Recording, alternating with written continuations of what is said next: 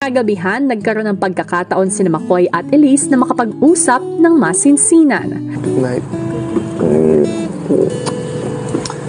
Dito po tayo ngayon. Hindi. Huwag mong paiyakin si Elisa. Tingin sa akin ng mga tao. Ano? Nasasaktan kita. Bakit wala naman ako sinusumbong na sasaktan mo ah? Dahil nga ang ginagawa para... Ika kasi, ha? Ano? Teka muna. Ayan tayo eh. Tapos di mo naman ang pinagtatanggol. Di naman wala naman ginagawa. Joke lang kasi yun. Ay naku po, alam mo lang, Makoy. Ano? Hindi ko alam.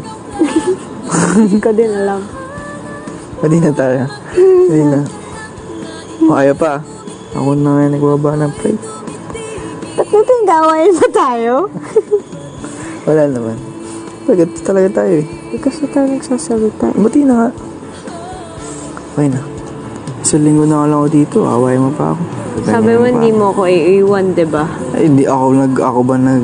O eh, bahala ka na dyan. Tingnan mo, imposible yung mga gusto mong mangyari. Lahat may paraan. May paraan, hindi pero... Hindi gagawin mong hindi aalis. Gusto ko stay, Malapit ka sa akin. Hindi pa nga kita nakakausap ng about sa malalalim na bagay pa eh. Tulad na ano. Paano ka lumaki? Gustong maging. Di lang yung kinuha mo talagang landas. Ikaw ba naka-decide ka na? Na? Kung ipupush mo yung engineering. Push mo yung engineering, tapos mag-architect ako. Popoy Basha. Basha?